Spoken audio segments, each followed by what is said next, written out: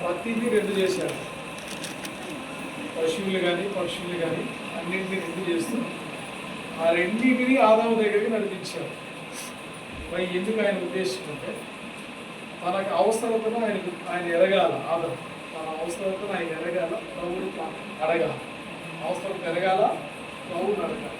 ఏంటి రోజంతా పేర్లు పెట్టడం, ఇది ఇది ఆవు, ఇది ఎద్దు, ఆయన ఏ పేరు పెట్టాడో, ఇది కాకి, ఇది పావురం, ఏ పేరు పెట్టాడు, మగ ఆడవాడిని కనిపించాడు. నేను పశువులను, జంతువులను, పక్షులను ప్రతి భావాన్ని రెండు ఆయన దగ్గరికి కనిపించాడు. సాయంత్రం అయ్యేసరికి ఒంటరి ఉంటాడు. సాయంత్రం అయ్యేసరికి ఆదాము ఏముంటాడు, ఒంటరిగా ఉంటాడు. అలాగే స్త్రీ కూడా, ఇప్పుడు అమ్మాయిలు ఉంటారు.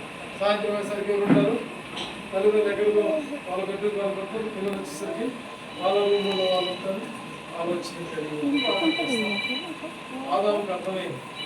ఆదాముకి ఏమైంది, అర్థమైంది. ఏంటి ప్రతిది కూడా ఏంటున్నాయి, నేనేది ఒంటరి, నాకెందుకు దేవుడు రెండు సహాయం చేయదు. అప్పుడు ఆదాముకు జ్ఞాపకం వచ్చే వరకు దేవుడు ఏం చేసినాడు, వాటన్నింటినీ ఆదాము దేవుడు పెట్టవచ్చు పేరు. సృష్టించిన వాడు ఆదాము సృష్టించినప్పుడు ఆదాము అని పేరు పెట్టాడు. ఆదాము పేరు పెట్టినాడు, జంతువులు పేరు